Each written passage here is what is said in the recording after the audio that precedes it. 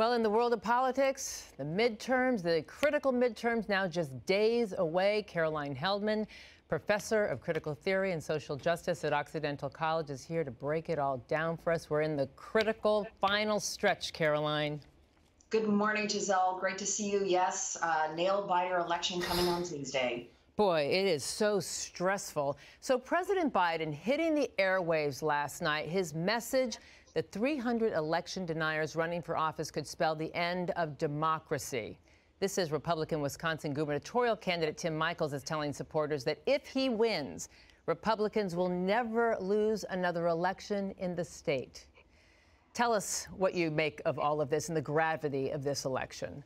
Well, as you know, there are over 300 election deniers, excuse me, and this is a fundamental threat to our democracy because we know that the election of 2020 was free and fair, and by saying that it's not, it causes people to lose faith in institutions, and when you lose faith in institutions, our democracy can't thrive because then you justify violence and fascism and a lot of other really nasty things. So we're in a bad place when it comes to election denialism.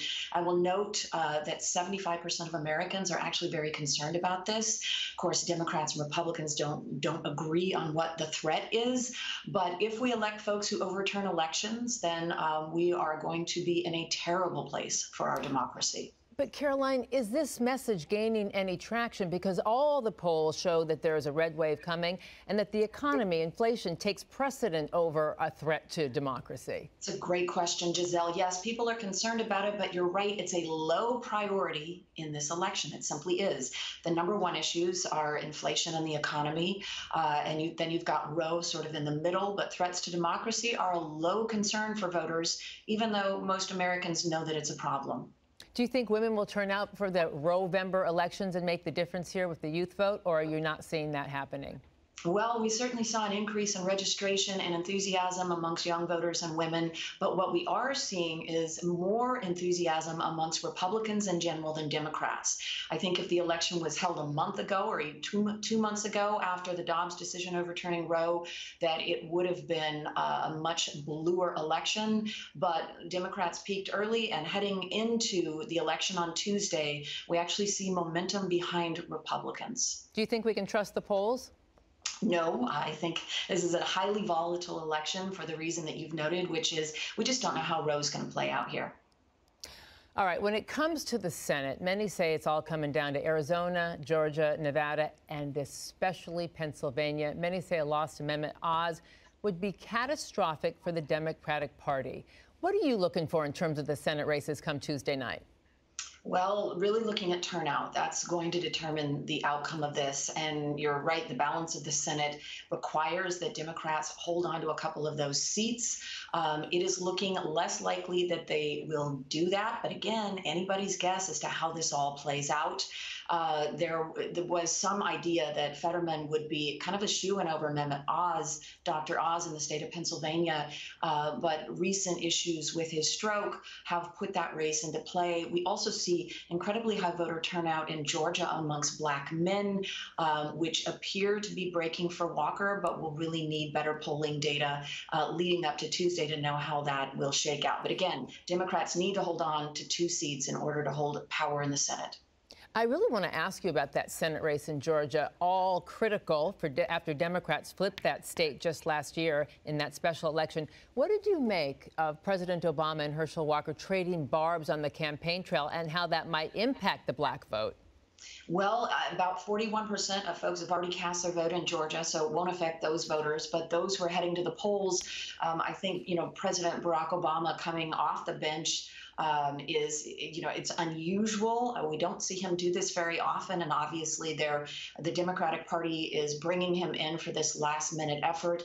I'm imagining that it will have some effect. And I'm imagining that they pulled Obama off the bench to do this because they're looking at returns amongst Black men. So on the House side, but we could spend all 5 hours here talking about these different races. They're all so critical and have a story to tell. But on the House side, what races are you watching most closely? If Democrats lose Pennsylvania and Ohio, it is likely a bloodbath for Democrats on Tuesday night.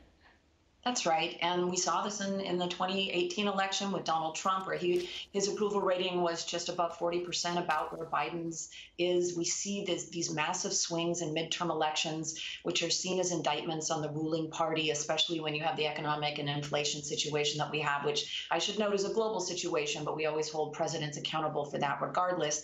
I am looking at about 22 seats that are really toss-ups and about 11 seats that appear that they will break Republican. You know, in California, I mean, we're finally in play. We have 10 seats that are in play. I'm watching Michelle Steele's race down in Orange County, also David Valadio's in the Central Valley. So we do actually have some competitive races here in California that could determine the balance of power, but it's likely to go Republican at this point in time.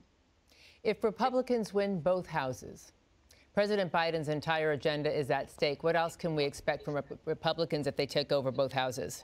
Well, we'll definitely try to pass a national abortion ban. It won't pass in the Senate because you need 60 votes to get that done. We will immediately see a cessation or a stop of the January 6 investigations.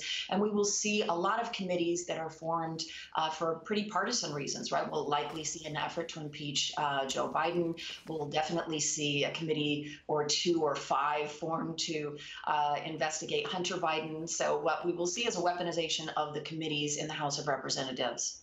So there's this theory that stunned me. I had no idea that you didn't have to be a member of Congress to become the Speaker of the House. But this theory gaining momentum is that Republicans may appoint former President Donald Trump if they take control of the House. How likely is that? And does Kevin McCarthy just step aside?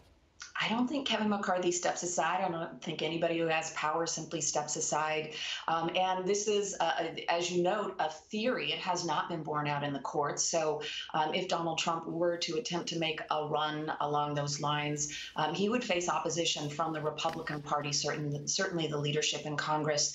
But this is like catnip, right? It gets people who might not turn out to vote, gets them to the polls with the idea that they can continue to support Donald Trump even though he's not formally in power.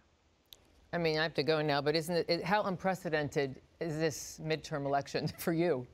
It's highly unprecedented, mostly because of the threat to democracy. I mean, it's really about the election denial. It's about the court possibly supporting the idea that states can overturn elections. So for me, looking at the long game, it's about democracy. Caroline Heldman, professor of critical theory and social justice at Occidental College. Oh, harrowing assessments there. Thank you for being with us. We'll be seeing you a lot in the next few days.